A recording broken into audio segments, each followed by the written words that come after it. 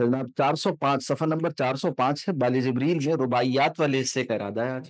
رباعی یعنی ایک انداز ہے نا مثنوی، اس میں دو دو مصرے ہوتے ہیں اور رباعی میں چار مصرے ہوتے ہیں۔ تو بال جبریل میں آپ دیکھیں گے کہ ایک حصہ رباعی کے لیے مختص ہے، چند صفحات پر مشتمل ہے۔ اس کے بعد پھر مسجد قرطبہ نامی مشہور نظم وہ واقع ہوتی ہے، اس سے پہلے قطع ہے اور یہ رباعیات کے بعد وہ آتا۔ چلیے یہ کہتے ہیں کہ رہو رسم حرم محرمانہ کلیسا کی ادا سودا گرانہ۔ تو رہو رسم حرم نہ محرمانہ، کلیسا کی ادا سودا گرانہ، سوداگری جو خرید و فروخت کا انداز ہوتا ہے، رہو رسم یعنی طریقہ جو ہے، حرم کا، حرم سے مراد یعنی مرکز اسلام کا اور یا پیشوایان اسلام کا نامحرمانہ ہے۔ نامحرمانہ یعنی اس میں جو اپنائیت ہونی چاہیے، جو لطافت ہونی چاہیے، جو اس میں ہمدردی ہونی چاہیے، جو اخلاص ہونا چاہیے، جو خیر خواہی ہونی چاہیے، وہ نظر نہیں آ رہا۔ تو یہ پریشان ہے، اقبال اپنی اس پریشانی کا اظہار کر رہے ہیں کہ جہاں سے میں اپنے آپ کو ریلیٹ کرتا ہوں، منسوب کرتا ہوں حرم سے، وہاں مجھے یہ شکایت ہو رہی ہے کہ رویہ جو ہے نامحرمانہ ہے۔ کلیسا کی ادا سوداگرانہ، جبکہ دوسری جانب کلیسا جو ہے وہ تو سوداگری کر رہا ہے، اور وہ تو اس نے تو انسان کو جن سے بازار بنا دیا ہے۔ اور آپ جانتے ہیں کلیسا کا کاروبار تھا کہ وہ لوگوں سے رقم لے کر ان کے گناہ بخشتا تھا، سوداگری ہو رہی تھی وہاں پر۔ تو تبرک ہے میرا پیرہن چاک، نہیں اہل جنوں کا یہ زمانہ۔ تبرک ہے، تبرک ایک نایاب چیز ہوتی ہے، خاص چیز ہوتی ہے کسی خاص، تو کہا کہ میں جو کچھ جس خیال میں پریشان ہوں، تو میرا جو پیراہن چاک ہے، مطلب اس پریشانی کی وجہ سے دنیا میں جو کچھ چال چلن ہے اپنوں کا اور غیروں کا، اس کی وجہ سے میں بہت پریشان ہوا اور میں نے اپنا پیراہن یعنی اپنا لباس چاک کر لیا۔ تو یہ جو میرا چاک لباس ہے نا، یہ تبرک ہے، جیسے ایک مقدس چیز ہوتی ہے، جیسے ایک نایاب چیز ہوتی ہے۔ نہیں اہل جنوں کا یہ زمانہ، یہ زمانہ اہل جنوں کے لیے نہیں ہے۔ اہل جنوں اپنا لباس چاک کر لیتے ہیں، وہ اپنے زمانے میں پریشان رہتے ہیں۔ تو یہ ایک مزیدار بات ہے اور اپنی جگہ ان کے احساسات کی ترجمانی ہے۔ مگر ایک بات میں عرض کرنا چاہوں گا، وہ یہ کہ عام طور پر جو شاعر حضرات اس رویے کو آئیڈیلائز کرتے ہیں، یہ جنوں، اور اسی طرح سے اپنے زمانے میں زمانے سے پریشان ہونا صرف شاعروں کا مسئلہ نہیں، ذہین تر افراد کا مسئلہ رہتا ہے۔ اور شاعر جو مفکر قسم کے ہیں وہ ذہین تر افراد ہوتے ہیں، ان کے ہاں صرف یہ زبان دانی ہی نہیں بلکہ فکری صلاحیتیں بھی اسی طرح شارپ ہوتی ہیں جس طرح سے ان کی یہ قادر الکلامی ہوتی ہے۔ تو ان کو یہ پریشانی لاحق ہو جاتی ہے۔ اچھا، اس کے نتیجے میں کیا ہوتا ہے کہ یہ ایک مرض بن جاتا ہے پھر، جس زمانے میں رہ کر، یعنی ایک ہیلدی اور پازیٹیو ایٹیٹیوڈ جو چاہیے ہوتا ہے کسی زمانے میں آپ کو سروائیو کرنے کے لیے کم از کم، یا یہ کہ اس سے آگے بڑھ کر کچھ کارنامہ انجام دینے کے لیے، اس کی راہ میں ایک بہت بڑی رکاوٹ ہوتی ہے چیز۔ تو ان کے اندر کچھ جذبات یعنی نفسیاتی امراض پیدا ہوتے ہیں اس سے، اور وہ مرض اس سے اقبال بھی یعنی مستثنیٰ نہیں ہے۔ اور ان کی طرح کے اور لوگوں کی طرح ان کے ہاں بھی آپ کو یہ رویہ ملے گا، اور اس کا اظہار یہاں ہو گیا۔ ہاں، اتنا فرق ضرور ہے کہ اقبال نے اس پریشانی اور اس کہیے کہ کیفیت کو جو ایک نفسیاتی مسئلہ بنتا ہے، اس سے نکلنے کی شعوری کوشش ضرور کی، اور وہ ان کے کلام میں آپ کو امید افزا پیغام کے ذریعے سے اور مایوسی اور یاس کو ایک طرف رکھتے ہوئے کوئی نہ کوئی اچھی یعنی بشارت اور خوشخبری اور امید مستقبل سے متعلق کر کر وہ بیان کر رہے ہوتے ہیں۔ تو یہ جو مسئلہ ہے نا، جس کا اس کا ہوتا کیا ہے اس نفسیاتی مسئلے میں، کہ انسان کے اندر پھر ہے نا انفرادیت پیدا ہوتی، ڈپریشن آتا ہے، تفرد پیدا ہوتا ہے، وہ ہے نا کسی کے ساتھ اپنے آپ کو ریلیٹ نہیں کر پاتا، پھر کسی موجودہ جو کہیے کہ مکاتب فکر ہوتے ہیں اور سوچنے سمجھنے کے مختلف دھارے جو ہوتے ہیں، ان میں سے کسی کے ساتھ بھی وہ اپنے آپ کو منسلک نہیں کر پاتا، اور اس کی وجہ سے پھر اس کی قوت عمل جو ہے نا وہ ختم ہو کر رہ جاتی۔ تو آپ دیکھیں گے اقبال نے اس کا اعتراف بھی اپنے بارے میں کیا ہے کہ کیا کہا تھا، گفتار کا غازی بن تو گیا، کردار کا غازی بن نہ سکا۔ یہ اس کا لازمی نتیجہ نکلتا۔ تو یہ جو مسئلہ ہے نا، یعنی کہ آپ موجودہ مظاہر میں سے جتنے بھی فکری مظاہر ہیں ان میں سے کسی کے ساتھ بھی، اگر ہم اس کو اسلام میں دیکھیں تو ہوتا کیا، ایسا آدمی نا اپنے آپ کو الگ کر کر اور بے رنگ بننے کی نیوٹرل بننے کی کوشش کرتا ہے، اور پھر مختلف طبقات پر تنقید کرتا ہے۔ یہ کام آپ کو اقبال کے یہاں بھی نظر آئے گا۔ اور بعد اس کے بعد جو انہوں نے آگے کام کرنا ہوتا ہے نا، وہ اس سے متاثر ہو جاتا ہے۔ تو یہ ایک مسئلہ ہے جس کو مسئلے کے طور پر دیکھنا چاہیے، اور اس سائیڈ افیکٹ سے بچنے کی کوشش کرنی چاہیے، اس سائیڈ افیکٹ سے शायरी के पढ़ने वालों को और इसी तरह से ऐसे अफ़राद से मुतासिर होने वालों को इस साइड इफ़ेक्ट से बचने की कोशिश करनी चाहिए। इससे बचाने की जो चीज़ है वो फिर हमारा कुरान और सुन्नत का बयानिया है, कुरान और सुन्नत का की कंडीशनिंग है वो जिस तरह से ये काम कर रही होती है। तो यहाँ आप देखेंगे कि मौजूदा मज़ाहिर से बेज़ारी और फिर उसमें अपने आप को एक अलग कर रखने के बाद इसको कहिए कि रोमांटिसाइज़ भी कर रहे हैं। कहा कि रहो रस्म हरम नामहरमाना कलीसा की अदा सौदागराना तबर्रुक है मेरा पैरहने चाक नहीं अहले जुनून का ये ज़माना। अगले रुबाई में कहते हैं कि ज़िलाम बहर में खोकर संभल जा, ज़िलाम अंधेरा, तो जो तारीकी है, ज़िलाम बहर में यानी बहर के अंधेरों में, समंदर की गहराइयों में और उसकी अंधेरी कैफ़ियतों में खोकर संभल जा, तड़प जा, पेच खाकर बदल जा, नहीं साहिल तेरी किस्मत में है मौज, उभर कर जिस तरफ चाहे निकल जा। यानी एक मंज़िल अभी आई नहीं है और आगे चलते रहो। फिर कहते हैं कि मकानी हूँ कि आज़ादे मकां हूँ, मकानी हूँ कि आज़ादे मकां हूँ, जहाँ भी हूँ कि खुद सारा जहाँ हूँ। ये गुज़िश्ता नशिस्त में भी जो हमने वहदतुल वजूद के मसले पर कुछ बात की थी ना, उस मसले से जुड़ी हुई चीज़ है। मकानी हूँ, मकान यानी वो जगह जिसको टाइम एंड स्पेस के आप कॉम्प्लेक्स में रखते हैं, वहाँ कहीं वाक़ई हुआ हूँ, ये वही मसला है वजूदियत का जो शायरों के यहाँ भी पाया जाता है, फ़लसफ़ियों के यहाँ भी पाया जाता है और मज़हब भी इसको एड्रेस करता है। तो कहा कि मकानी हूँ कि आज़ादे मकां हूँ। मेरा जौहर वजूद वो क्या है? मकानी है वो कहीं ज़मानो मकान में मुक़य्यद है या नहीं? जहाँ भी हूँ, जहाँ को देखने वाला हूँ कि खुद सारा जहाँ हूँ, वो अपनी लामकानी में रहे मस्त, मुझे इतना बता दे मैं कहाँ हूँ? वो अपनी यानी बनाने वाला खालिक व मखलूक फिर एक दायरा बन जाएगा ना 2 दायरे।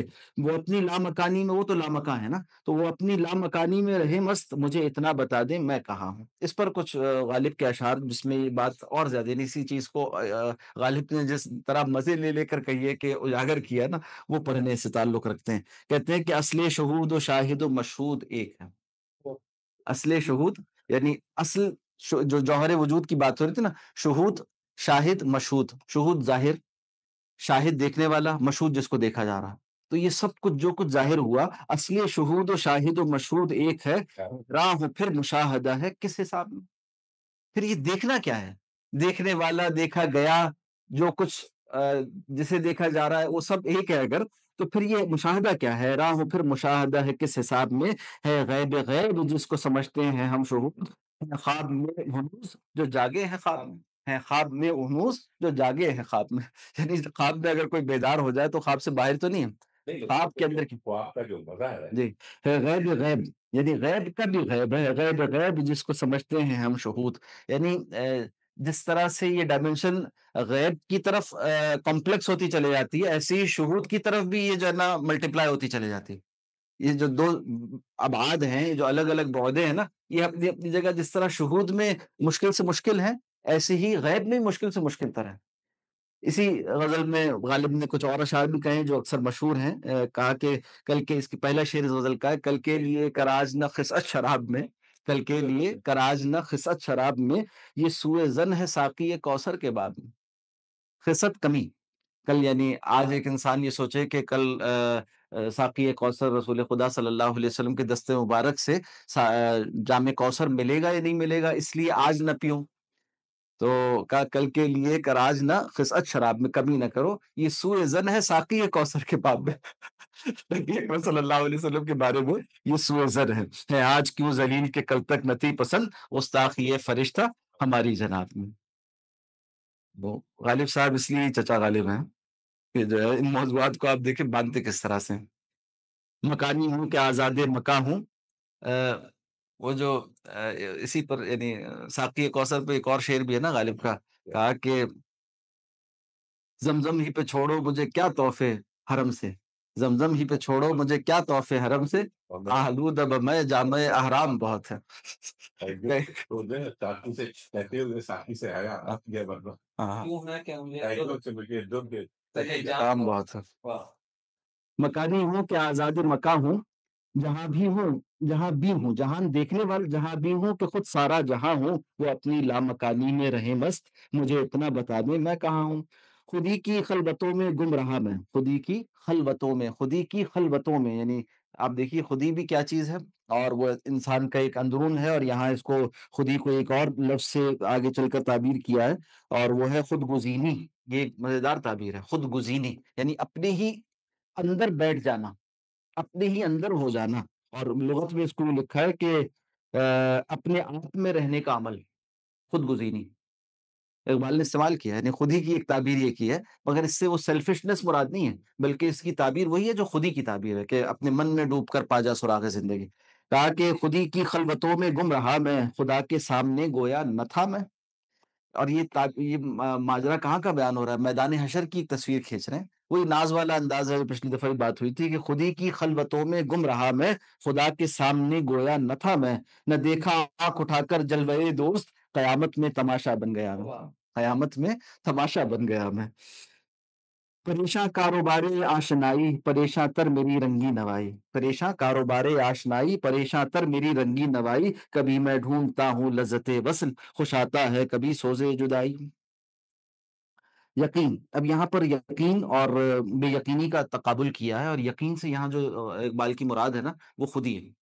यकीन के लिए एक खुदी के लिए एक और लफ्ज़ इस्तेमाल किया है कि जो जिसको बिलमुक़ाबिल लाए हैं, यानी ग़ुलामी को और कहिए आज़ादी को जिस तरह वो तक़ाबुल में लेकर आते हैं, इसी तरह से यहाँ पर आज़ादी के साथ यकीन को और खुदी को जोड़ दिया, एक कर दिया सबको। कहा यकीन मिस्ले खलील आतिश नशीनी। यकीन क्या है? यकीन जो है ना, यानी तसव्वुर खुदी जो है इक़बाल का, उसके मुआफ़िक़ अगर कोई है, उसको खुदी का तसव्वुर हासिल है, खुदी की उसे कैफ़ियत हासिल है, तो मिस्ल खलील यानी हज़रत इब्राहीम खलीलुल्लाह की मानिंद आतिश नशीनी, उसके लिए आग में बैठ जाना और उसका गुल-ओ-गुलज़ार हो जाना कुछ बईद नहीं, कुछ मुश्किल नहीं।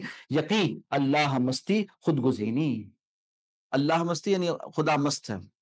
अल्लाह सुब्हानहू व तआला से उसका ऐसा ताल्लुक है कि उसके लिए फिर बहुत से जो जारी कवानीन हैं, वो भी फिर वहाँ रहते नहीं। जैसे हज़रत इब्राहीम अलैहिस्सलाम के लिए जो आग जलाती थी, वो गुल-ओ-गुलज़ार बन गई।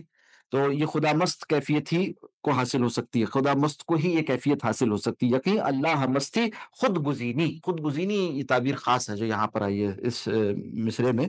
खुदगुज़ीनी यानी अपने आप में रहने का अमल।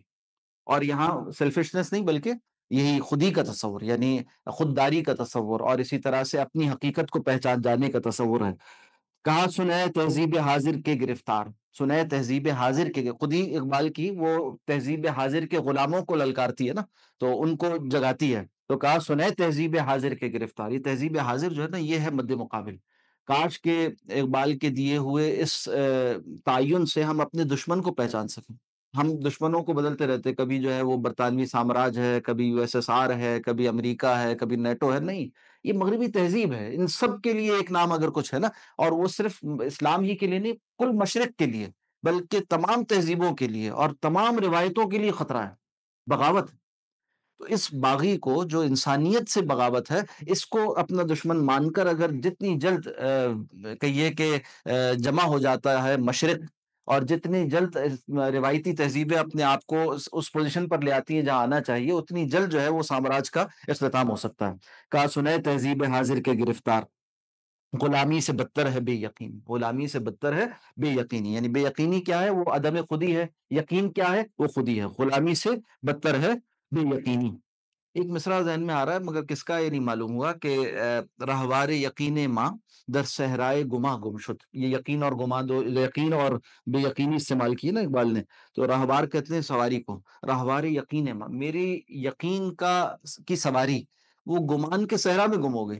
रहवार यकीन माँ दर सहराए गुमा गुमशुद, तो कहा गुलामी से बदतर है बेयकीनी। और इलाज क्या बताया? वो दूसरी जगह कहा कि अपने मन में डूब कर पा जा सुराग़े ज़िंदगी, वो सुराग़े ज़िंदगी वो खुद ही है, वो यकीन है। देखिए, कहते हैं कि अरब के सोज़ में सारे साज़े अजम है। अरब के सोज़ में साज़े अजम है। ये वही बात है जिसको और जगह भी अजमी और अजमी लय जो कहा ना कि अजमी ख़ुम है तो क्या मैं तो हिजाज़ी है मेरी, शिकवा में कहा कि नग़मा हिंदी है तो क्या लय तो हिजाज़ी है मेरी। तो यहाँ उसी बात को एक और अंदाज़ से कहा, अरब के सोज़ में, सोज़ और साज़ ये जब एक साथ आते हैं ना तो ज़िंदगी के माना में, इसलिए कि ज़िंदगी में सोज़ और साज़ साथ-साथ चलते हैं, इसलिए जब साथ आएँगे तो क्या इसका मतलब होता है ज़िंदगी।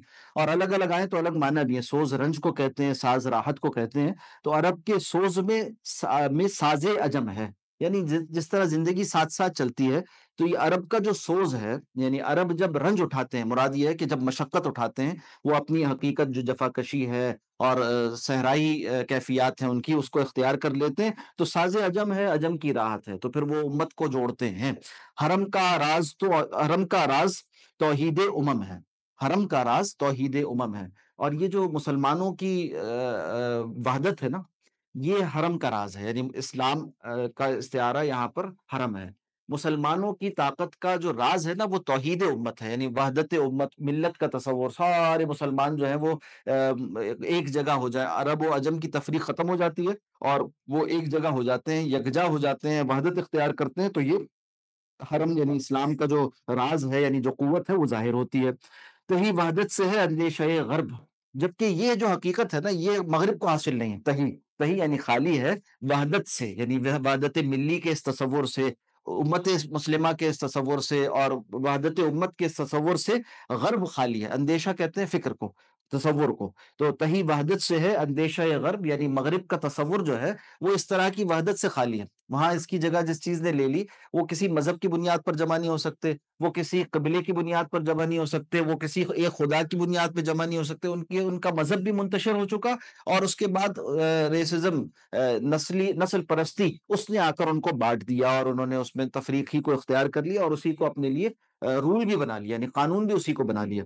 تہی وحدت سے ہے اندیشہ غرب کے تہذیب فرنگی بے حرم ہے۔ یہ ایک راز نکال کر لے کر آئے اقبال، تہذیب فرنگی کو جانتے تھے نا، تو اس میں سے ایک راز نکال کر دے دیا مسلمانوں کو کہ اس راز کو سمجھو، یہ وہ ان کے اسلحہ خانے میں، فکری اسلحہ خانے میں مغرب کے پاس یہ ہتھیار نہیں ہے، یہ توپ اگر توپ خانہ ہے تو تمہارے پاس ہے، اس لیے اگر اس کو تم استعمال کرو ان کے بالمقابل تو ہمیشہ کامیاب رہو گے، کبھی بھی نقصان سے دوچار نہیں ہوگے۔ وہ کیا ہے؟ وحدت ملی کا تصور۔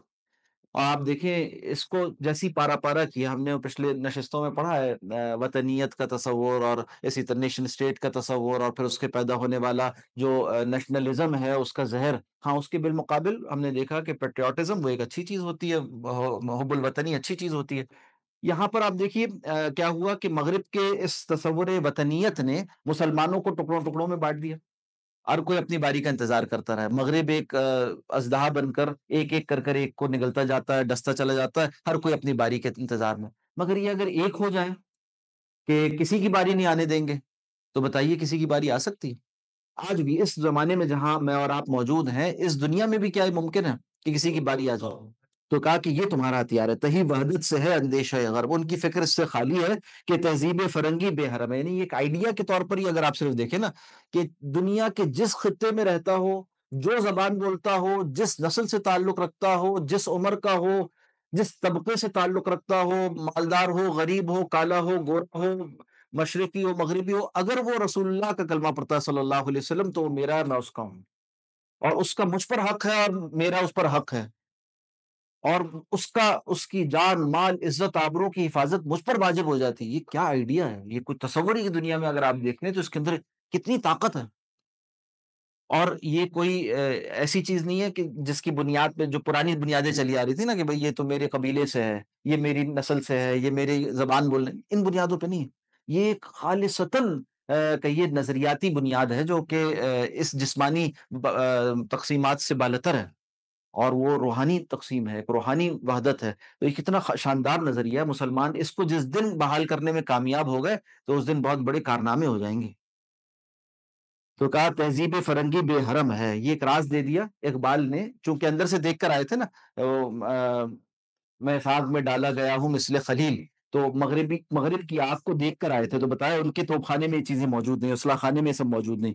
کوئی دیکھے تو میری نئے نوازی، پھر اپنے اوپر تعجب کرتے ہیں، کہتے ہیں کوئی دیکھے تو میری نئے نوازی، نئے نوازی بانسری کا بجانا، تو کہا کہ کوئی دیکھے تو میری نئے نوازی، نفس ہندی مقام نغمہ تازی، نفس کہتے ہیں سانس کو، تو جو بانسری بجانے والا ہے وہ اس میں اپنی سانس پھونکتا ہے نا، تو اس سے پھر آواز پیدا ہوتی ہے۔ تو کہا میرا نفس تو ہندی ہے، یعنی میں تعلق رکھتا ہوں ہند کی سرزمین سے، پیدا یہاں ہوا، مقامی نغمہ تازی ہے، مگر تازی جو ہے نا یہ ایرانیوں نے عربوں کے لیے نام تجویز کیا ہوا تھا۔ تو مختلف جس طرح سے ہم عرب و عجم کا لفظ استعمال کرتے ہیں عربی میں، اس طرح سے جو ترک و تاز، اس طرح یعنی مختلف قبائلی تقسیمات کو، مختلف لسانی یا کہیے کہ جو گروہ ہیں بڑے-بڑے نسلیں، ان کی تعبیر میں عربوں کو وہ تازی کہتے تھے۔ تو کہا کہ نفس ہندی وہ تاتاری ہیں، وہ الگ ہیں، تاتاری الگ ہیں۔ تو تازی، نازی الگ ہے، تاتاری الگ ہے اور یہ تازی ہے۔ تازی جو ہے یہ عربوں کے لیے ایرانیوں کا تجویز کردہ نام ہے۔ نفس ہندی مقام نغمہ تازی، مقام بھی یہاں پر خاص معنی میں استعمال ہوا۔ یہ عربی کے معنی میں جس طرح ہم اردو میں کہتے ہیں نا کہ یہ فلاں راگ میں گا رہا ہے، ہندی میں کہتے ہیں کہ فلاں راگ میں گا رہا ہے۔ تو اسی طرح عربوں کے ہاں جب گایا جاتا ہے کچھ تو اس کے مقامات ہوتے ہیں کہ فلاں مقامہ میں پڑھ رہا ہے، راگ کے معنی میں استعمال ہوتا ہے۔ تو اقبال نے وہاں ان معنی میں استعمال کیا، اگر صرف پلیس کے معنی میں آپ مقام لیں تو معنی نہیں بنتے۔ نفس ہندی مقام نغمہ تازی ہے۔ مقام نغمہ ترکیب کے طور پر لغت میں نہیں ہے، مگر عربی زبان میں چونکہ استعمال ہوتا ہے اور کلام اقبال میں ترکیبات نئی آپ کو ملتی ہیں، وہ اسی طرح بن رہی ہوتی ہیں کہ کچھ جو وہ ہے نا فلسفے کی اصطلاحات کو عربی اور اردو کو اور فارسی کو استعمال کرتے ہوئے کوئن کر رہے ہوتے ہیں۔ تو کہا نفس ہندی مقام نغمہ تازی، نگاہ آلودہ انداز افرنگ، نگاہ جو ہے یعنی فکر و نظر کا آلودہ انداز افرنگ، طبیعت غزنوی قسمت ایازی۔ یہ جو کہا تھا نا کہ جمی خم ہے تو کیا میں تو حجازی ہے میری، نغمہ ہندی ہے تو کیا لے تو حجازی ہے میری۔ تو یہاں پر وہی بات کہہ رہے ہیں کہ نفس ہندی مقام نغمہ تازی ہے اور نگاہ آلودہ، یہ جو مصرع ہے نا یہ ایک طرح سے کہیے کہ اپنے اوپر خود کرٹیک کیے، سیلف کرٹیسزم جو ہوتا ہے نا اس کا ایک شاہکار ہے۔ اقبال نے اپنے بارے میں کہا، پہلے تقابل کیا کرتے آ رہے ہیں کہ میں ہوں ہندی مگر جو پیغام دے رہا ہوں وہ عربی الاصل ہے۔ عربی الاصل معنی میں کہ وہ اسلام کی جائے پیدائش کہہ لیجیے یا جائے ظہور کہہ لیجیے، رسول اللہ صلی اللہ علیہ وسلم نے جہاں سے دعوت اسلام کا آغاز فرمایا وہ عرب کی سرزمین تھی۔ تو ان معنی میں پیغام میرا وہی ہے مگر میں رہنے والا ہند کا ہوں۔ تو اب یہ کہتے ہیں کہ اس سب کے باوجود ایک تیسری ڈائمنشن پیدا ہو گئی ہے، ایک تڑکا اوپر سے لگ گیا ہے جو مشکل کا باعث بنا ہوا ہے۔ وہ کیا ہے؟ ایک جدید تہذیب آئی ہے، مغربی تہذیب، افرنگی تہذیب۔ تو کہا نگاہ آلود انداز افرنگ، سوچنے کا انداز جو ہے نا وہ مغربی ہو گیا۔ لے، نے، نفس اور مقام، نغمہ، یہ سب کچھ تو اسی روایت سے آ رہا تھا۔ اور یہ دونوں چیزیں یعنی چاہے وہ مرکز اسلام عرب ہو، چاہے وہ خود اقبال کی جائے پیدائش ہند ہو، یہ مغرب کا نہیں مشرق کا حصہ ہے نا۔ اور مسئلہ ان سب کے لیے مشترک یہ ہے کہ جو مغرب سے آنے والا ایک نیا انداز فکر ہے، اس کا آج آپ اندازہ کر سکتے ہیں، خاص طور پر جہاں بہت زیادہ یہ کھل کر چیز نمایاں ہو جاتی ہے وہ اکیڈمک لیول پر ہے۔ وہ کیا کہ مغرب نے آ کر نوع انسانی پر ایک ایسا جبر مسلط کیا، جہاں آپ دیکھتے ہیں عسکری جبر مسلط کیا، اقتصادی جبر مسلط کیا اور طرح طرح کے جبر ہیں۔ ان میں یہ تو ایک ظاہری سطح ہے کہ اس نے سارے علوم کو اپنی زبان کا محتاج بنا لیا، یہ ایک ظاہری سطح ہے۔ اس سے آگے کی ایک اور سطح ہے، وہ یہ کہ مغرب نے ایک خاص ضابطۂ تحقیق یعنی ریسرچ میتھڈولوجی، اصول تحقیق مرتب کیے جو اصلاً اس کی تہذیب سے پھوٹتے ہیں، اس کے تصورات تہذیبی سے، ثقافت کے اور تہذیب کے تصورات سے اور اس کے مابعد و طبیعیات سے پھوٹتے ہیں۔ ان کو اس نے کہا کہ یہ گلوبل ہیں، آفاقی ہیں۔ اب کیا ہوا کہ اور چونکہ سکہ رائج الوقت مغربی تہذیب کا ہے، تو اب ہماری جامعات میں، یونیورسٹیز میں بھی کوئی اگر اسلامی علوم پر تحقیق کرے گا تو اس کو ریسرچ میتھڈولوجی وہی پڑھنی ہے جو مغرب سے آئی ہے۔ جوہری فرق ہے دونوں کے مابین۔ مطلب اگر آپ دنیاوی علوم میں ہی دیکھیں، عصری علوم میں ہی دیکھیں تو ایک ہے جو کہ سوشل سائنسز ہیں، اس میں بھی اصول تحقیق الگ ہونے چاہیے، ایک پیور سائنسز ہے اس میں بھی اصول تحقیق الگ ہونے چاہیے۔ اس کا تو لحاظ کر لیا کچھ نہ کچھ، مگر جب یہ بات آئی کہ بھائی سوشل سائنس، اور پھر کیا کیا کہ اسلام کو اور یہ جو استشراق ہے نا سارا، ان کا مسئلہ یعنی مستشرقین جنہیں ہم کہتے ہیں ان کا مسئلہ یہ ہے، اور یا جو آپ کہیے جتنے اورینٹلسٹ پیدا ہوئے ان بیچاروں کا ان میں سے بہت سے مخلص تھے۔ مسئلہ یہ تھا کہ انہوں نے سمجھا کہ ہم نے آفاقی اصول تحقیق ایجاد کر لیے ہیں یا دریافت کر لیے ہیں، اور اس یافت کو، اس اینک کو لگا کے ہم نے اب ہے نا مشرق کو دیکھنا ہے۔ اس سے پورا استشراق یعنی اس میں جو اورینٹلزم ہے وہ وجود میں آیا، اور علوم اسلامیہ پر بھی اسی طرز پر انہوں نے تحقیقی کام شروع کیا، اسی طرز پر انہوں نے حدیث پر تحقیق شروع کر دی، اسی طرز پر اور تفسیر پر کام کیا، فقہ پر کام کیا، اصول فقہ پر کام کیا، اور جو نتائج پیدا کیے وہ بھیانک ہیں۔ وہ غیر ہیں، باہر کے ہیں، اجنبی ہیں، خارجی ہے اسلام کے لیے، تو ایک تضاد اور ایک خلیج پیدا ہو گئی۔ یہ تہذیبوں کے مابین اس میں وہ جو کلیش آف سیولائزیشن ہے نا، یہ بالکل حقیقی ہے، اس کا اکیڈمک پہلو پس منظر وہی ہے، مابعد الطبیعیاتی پس منظر جو ہے اس پر ظاہر ہو رہا ہے، اس پر اس کا اثر ہو رہا ہے اور یہ ختم نہیں ہو سکتا۔ تو اقبال نے اس کا اعتراف کیا ہے اور کسی اور پر نہیں تنقید کرتے ہوئے بلکہ اپنی ذات پر اس کے اثر کا اعتراف کیا ہے۔ کہا کہ نگاہ آلود ہے انداز افرنگ، طبیعت غزنوی قسمت ایازی۔ اب مسئلہ یہ ہے کہ اسلام کی پوری علمیت وہ غلبے کے پیراڈائم میں وجود میں آئی ہے،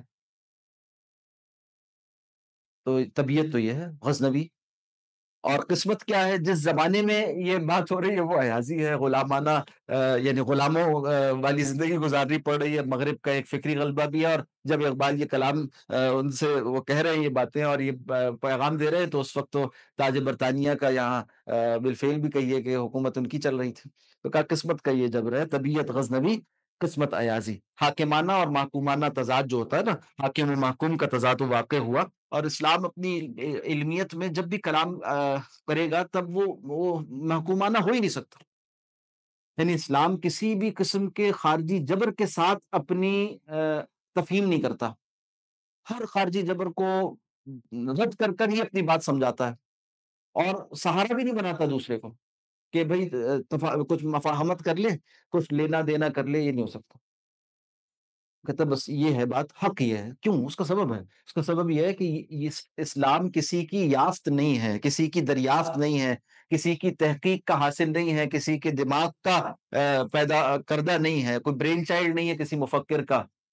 تو وہ باطل دوئی پسند ہے، حق لا شریک ہے، شرکت میاں نئے، حق و باطل نہ کر قبول۔ وہ دعوی یہاں سے شروع ہوتا ہے کہ آسمان سے اترا ہے، تمہارے اور میرے خالق، اس کائنات کے خالق کا نازل کردہ ہے۔ اب اس میں کیا مفاہمت ہو سکتی؟ کہا کہ نگاہ آلود ہے انداز افرن، طبیعت غزنوی قسمت ایازی، ہر ایک ذرے میں ہے شاید مکی دل۔ اب یہاں مجھے تو نہیں سمجھ میں آ رہے کوئی معنی سوائے اس کے کہ اس کو نقشبندیوں کے قلب کے معنی میں ہم لے لیں، ہر ایک ذرے میں ہے، یا پھر نا سائنٹیفک تعبیر کریں تو کوئی ایٹم کے معنی میں لے لیں، بہت لوگ کرتے ہیں آج کل ایسے۔ ہر ایک ذرے میں شاید مکی دل، اسی جلوت میں ہے خلوت نشیں دل، اسی جلوت میں ہے خلوت نشیں دل، اسیر دوش و فردا ہے ولیکن غلام گردش دورہ نہیں دل۔ جس جو اعتراض اوپر کیا تھا نا، اس کا جواب بھی دیا ہے، کہا میں دنیا کا غلام نہیں ہوں، زمانے کا غلام نہیں بنتا، اور دل میں نے اس سے نہیں لگایا۔ ہر ایک ذرے میں ہے شاید مکی دل، اسی جلوت میں ہے خلوت نشیں دل، اپنی خودی کو برقرار رکھا، اسیر دوش و فردا۔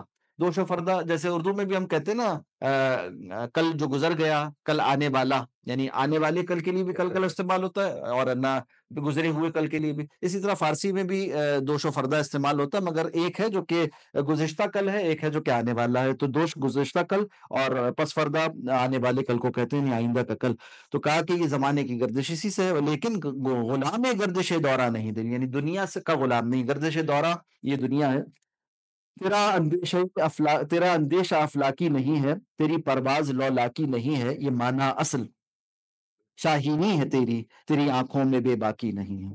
تیرا اندیشہ یعنی فکر، انداز فکر جو ہے افلاکی نہیں ہے۔ افلاکی کو اگر آفاقی کے معنی میں لیں، یعنی ایک یونیورسل تھاٹ کے معنی میں، اور تمہارا جو فکر ہے وہ ایک میٹا نیریٹو، ایک ہما بیانیہ یا ایک مہا بیانیہ اس کا حامل نہیں ہے۔ تمہیں جس طرح سے جو نقطۂ نظر اسلام نے دیا تھا، جو تمہاری تہذیب کا تھا، اسے تم سامنے نہیں رکھ رہے، اسی لیے چھوٹے چھوٹے مسئلوں میں پریشان ہو، اسی لیے کوتا بینی کا شکار ہو۔ نتیجہ یہ نکلتا ہے کہ چیزوں کا صحیح تجزیہ نہیں کر پاتے۔ تیرا اندیشہ افلاکی نہیں ہے، تیری پرواز لولاکی نہیں ہے، یہ معنی اصل شاہینی ہے تیری، یعنی مسلمان کی اصل تو شاہینی ہے، یعنی وہ اسی طرح کی پرواز بھرنا چاہتا ہے، تیری آنکھوں میں بے باکی نہیں ہے، مگر وہ جو اوپر سے دور تک دیکھتا ہے نا شاہین، اس طرح کی اس کے آنکھوں میں بے باکی نہیں ہے، یعنی وہ صلاحیت اس کے اندر آج نظر نہیں آتی۔